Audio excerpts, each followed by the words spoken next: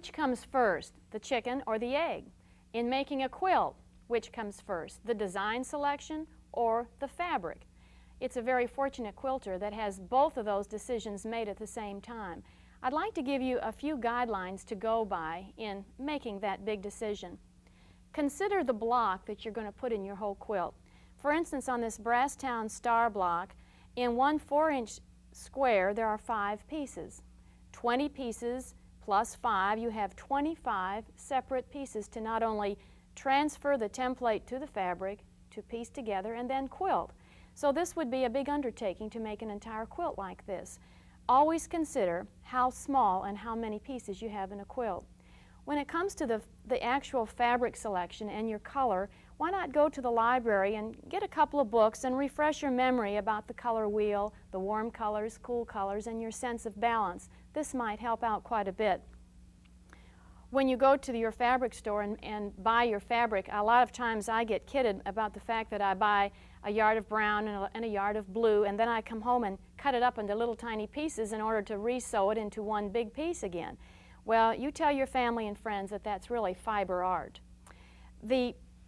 I think by looking at some of finished quilts will help us as far as completing those guidelines. Let's look at a sampler quilt that Alice Wertman has made.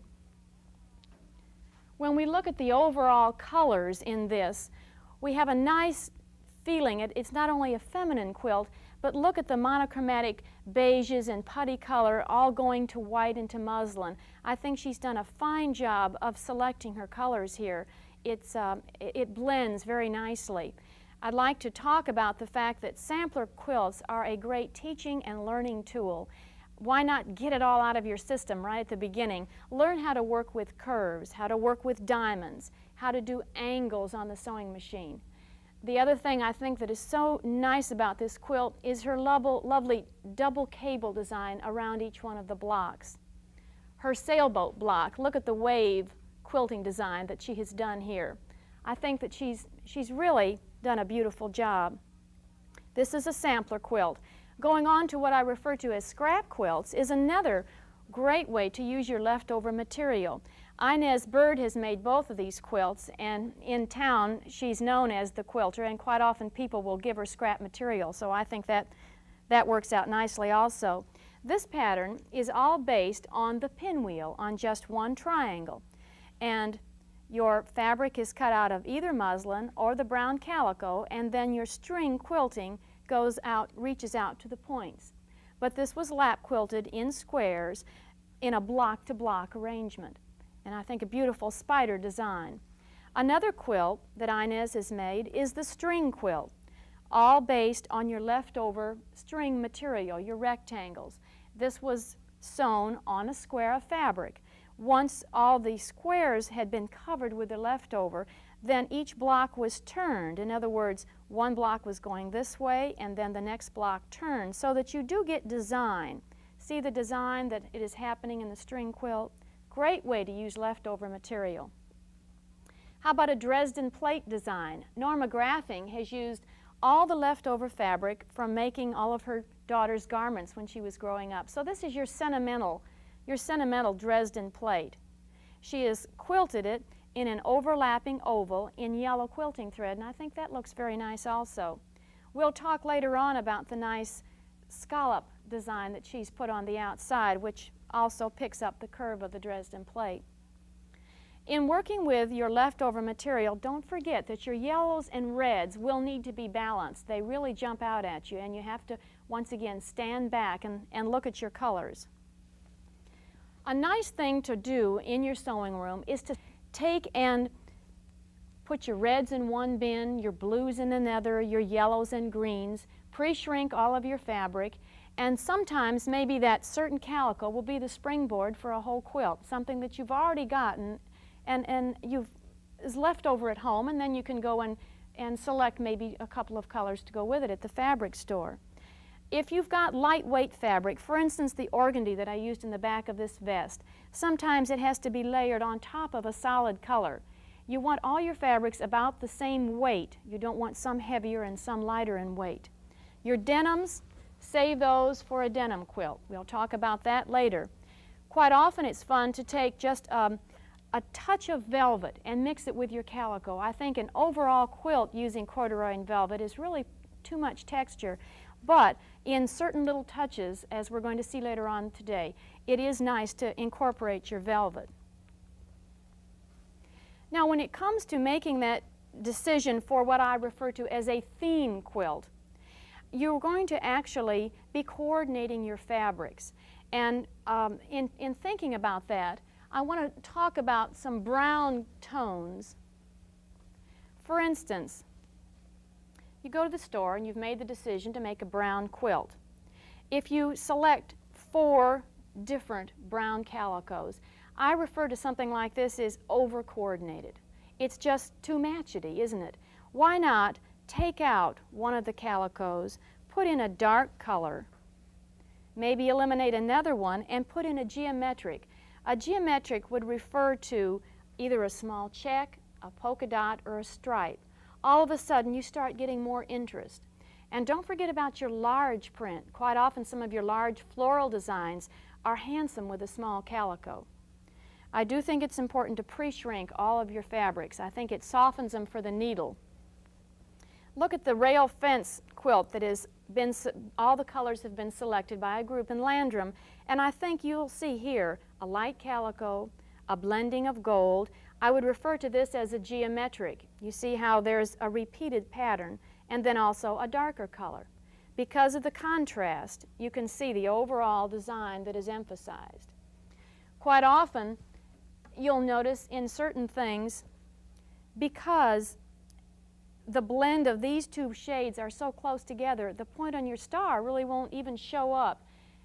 You've got a nice star point here, but in this case, you almost needed a darker color next to that burnt orange, don't you, to bring out the point on the star. So keep that in mind when you're selecting your fabrics. You can see here also, in this color contrast, we have a good selection from the blue versus the more putty colors. Notice a little geometric thrown in next to the calico. Adds interest to your design. Don't forget about the 2-color quilt. I think quite often just navy blue and red can add a nice interest in this sawtooth star. We actually have red on red, we could call that, couldn't we, with a red calico next to the red. But look how that star jumps out at you. I think it's very nice. When it comes to working with our denim, we're going to look later on about the fact that the actual block itself was quilted with embroidery thread, but then the quilt is simply tie-tacked. But this is a great idea for, say, a son going away to college, and you don't want to spend a lot of time quilting, but you want something to keep him warm and use all the leftover denim.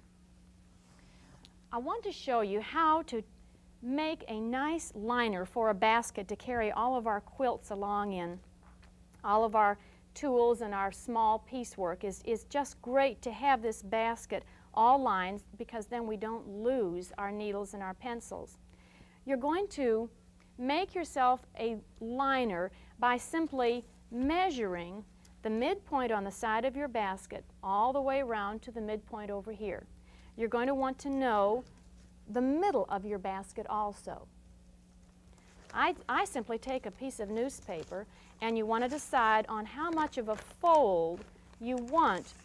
The fold is going to keep your liner in place, and that way you don't really have to attach any kind of a bow or a tie here. Decide on how much you want to overlap.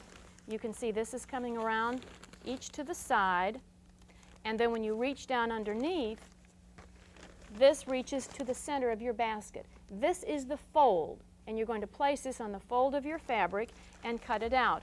I think the diagram here really explains how you can see the fold of your material. That's the bottom of your basket. This is the side. You're going to machine stitch on each side. Then, once you've machine stitched, and you can see, I like to use pre-quilted material. It really is nice. It works perfect in this sort of a situation. Machine stitch, then you come, and I like to pin this first and make a large dog ear or a big triangle that's going to fit in the bottom of your basket. Machine sew across, and that just adds weight and adds depth right in the bottom of your basket, and do that on each side. You might want to pin and test it first to make sure it works. But I think that's a great way to line a basket. Look at even the little ones you can do. And here's your little basket liner, your pattern. Decide on how much you want to come over. You can see this goes all the way around to the center. You can either put some binding around the outside of the quilted material, or even a little touch of rickrack would be fine also. Some quilted material even comes reversible, so that this would be, you could reverse this to the green, or you could use it with the print on the outside. But this was a hand-woven basket, and I really feel I'm preserving and saving the basket by lining it. You could also take your material and line the material also. This one has a complete lining on it. Why not go uptown and take brown velvet and place inside a basket? This is simply a fruit basket. We're going to talk a little bit, and I want to demonstrate at the machine how you could incorporate velvet with your calicos. I don't think this would be the idea for an entire quilt, but quite often you'll want to sew with velvet or perhaps corduroy. And I have done some research and investigating and found out that this little mechanism called an even feed foot is available on just about all the name brand sewing machines. And quite often we were scared to use something like this because it looks like one of those big rufflers, and we'll say, oh, it just won't work. I have found this to be the answer to so many things that I'm doing on the sewing machine. Let's go to the machine, and I want to show you how this works.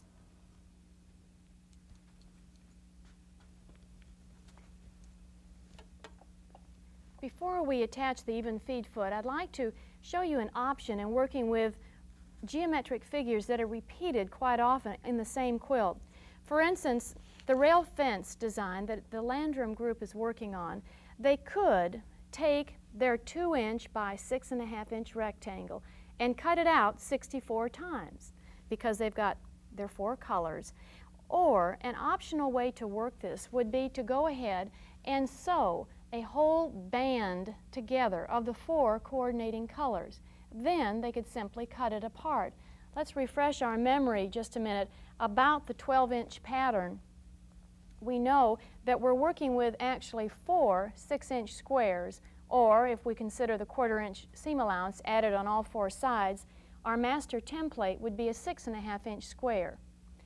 We would then go back to our breaking this 6 inches up into 4 equal parts, our 1.5-inch by 6.5, but once again we've got to add the 1/4-inch seam allowance. So this is what we're working with. We know the width is going to be 2 inches. Now how long a band are we going to have to cut? If we know that there are 16 of these different squares in each one of these large sections, let's take 6.5, which is the length, times 16, which is going to come out to 104. Let's divide that by 36, which is going to equal 2.888. So we know in this particular section, if we would sew a band that would be 3 yards long and this wide, we would be all set to cut those apart and then rearrange them into the design that we want. The same thing would work with the Roman stripe design. Once again here we are taking, this is a basic 9 patch, so we are working with our master template. Here would be a 4.5-inch section, wouldn't it? And these would be 4.5-inch long strips. We would take our template, the perfect width, and sew our long band like this, and then recut those to turn them into our decorative top. Here's the green and the gold and the blue sewn together. It's important, of course, to measure the length of your basket. It's just fortunate that the 12-inch works perfectly on these baskets that I'm working with, but I have had to add extra length in order to cover the whole top of the basket. Let's turn to the sewing machine and get a chance to see how this even feed foot goes on. We want to first, of course, take off the existing foot that you have on the machine. And that'll just readily come off. And then there are 2 notches that the even feed foot is going to work into. And usually it'll just slip right in, but you've got to make sure that it's attached on this mechanism, the needle arm also. Your threads go at the back. Then I have this partially sewn together, and I'm going to turn on this end, and because of this foot I can readily sew the velvet and the calico together. This also works very nicely with your plaids also. Quite often I have found in sewing fabrics with a nap to them that I want to push back with my left hand, but when I'm using this even feed foot, it just automatically takes care of that. I think you will really enjoy using this mechanism for your machine. Once you've got your strips sewn together, then you can refer to your master template again, and of course this is a good way to see if you're on target. Once you line this up, you can see if you're 6.5 inches wide, and then you know that you're ready to go on, that it's going to come out to the width you wanted. I would take either your piece of soap or your marking pencil and divide these into your sections. You can just keep going right down the line. Each 6.5 section will then be cut apart, and of course then you're going to alternate these and re-sew them together to make your decorative top.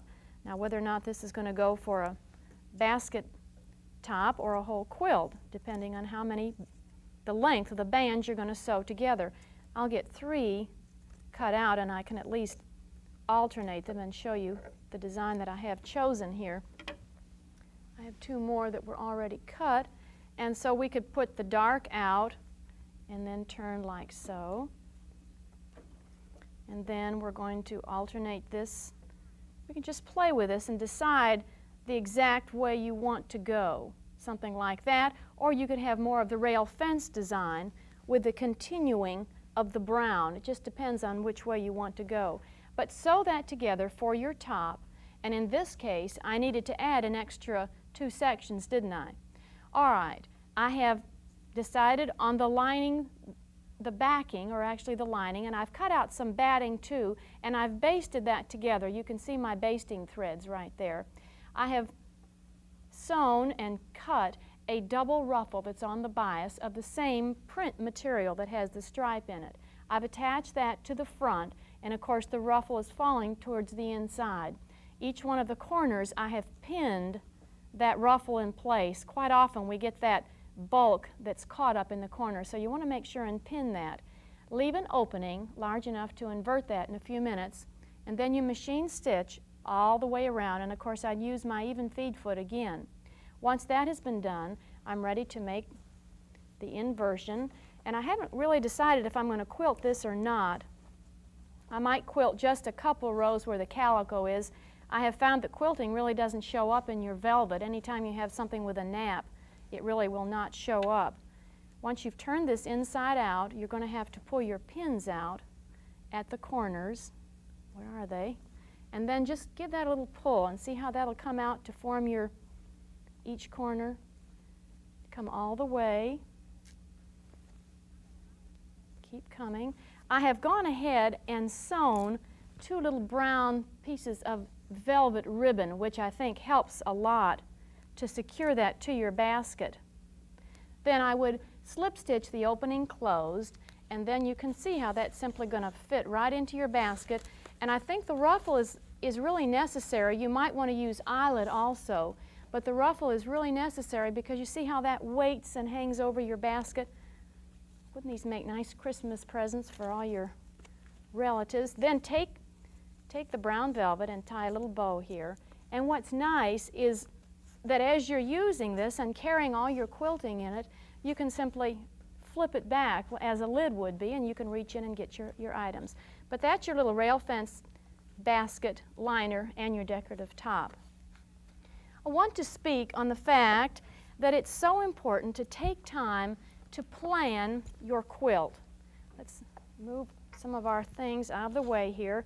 I work quite often on a drafting board and have found that in just about all the quilts I'm doing now, if I would get the general idea of how they're going to work on paper, it more or less not only gives me an overall scheme, but I can figure out how much fabric I'm going to need, and as I finish each section I can kind of check it off, and I can get more of an idea of how fast I'm going on my quilt. The blue and putty colored quilt that I'm working on, you can see that I have drafted the 18-inch squares into more or less a star design on the graph paper, and even though it's based on more or less the log cabin idea of light versus dark, I'm also going to create a star in this pattern. I knew that it was going to turn out square and that I needed to add extra length at each end, so I've already designed the borders that will go on the end also.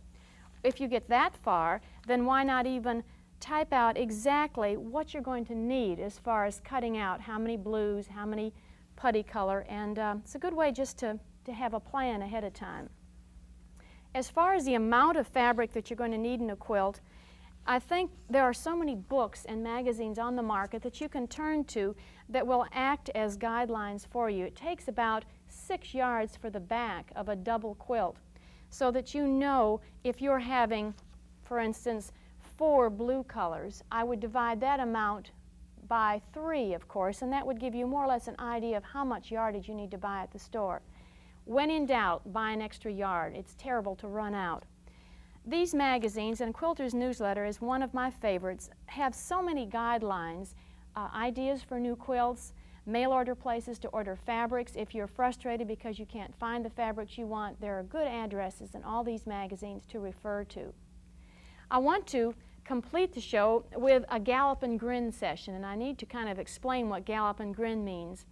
Quite often when we're putting our blocks together, we'll study the intersections and we'll say, oh my, that's really almost there. It's not quite, and you have to stop and think, would you see it on a galloping horse? So that's how we've come across our, and of course that makes us laugh. So we call this, it's like show and tell, but it's also gallop and grin. Let's go over to the quilts and gallop and grin.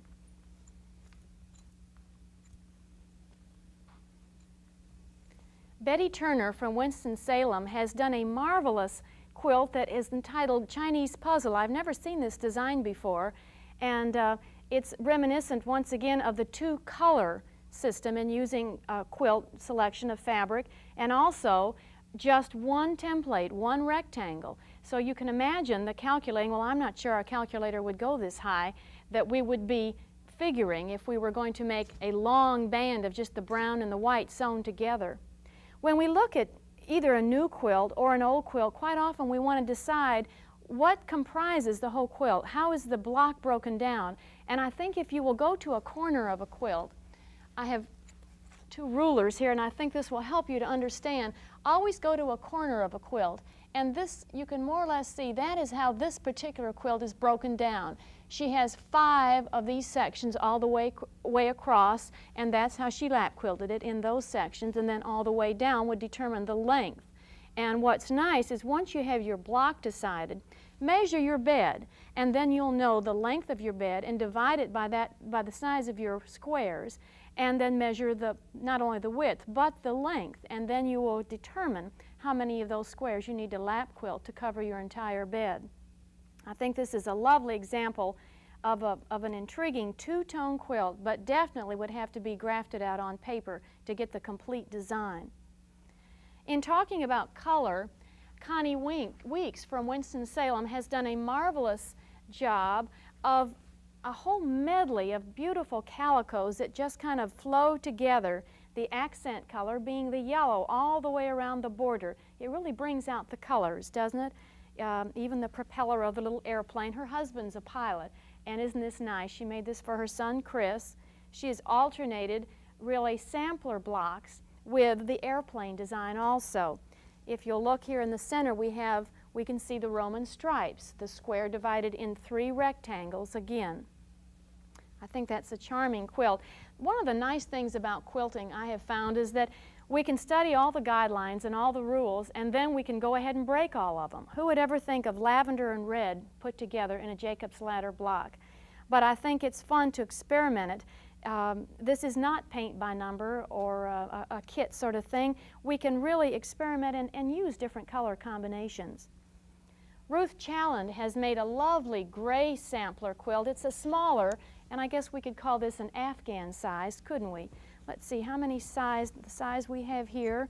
We have 3 across and 4 over. These are 12 of our 18-inch squares put together. I think the touch of red is a nice accent color here. and she has a scroll design on the border. Some of the blocks, let's talk about. This is the Card Tricks design. There's your mini 9 patch. Here's your Jacob's Ladder again. But it has such a nice feeling and such a nice flow to it. If we look at the back of the quilt, we can see that she has created even more design on the back by alternating her stripe. It's awfully hard if we had all the stripes going in the same direction to exactly match them when they go together. So this way we can create design on the back side.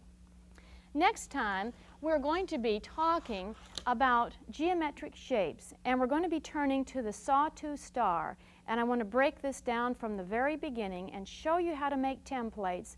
Then not only once the templates are made, but what happens after that, how they go onto the fabric, and some of the new tricks of the trade. We'll see you next time. Thank you for joining us.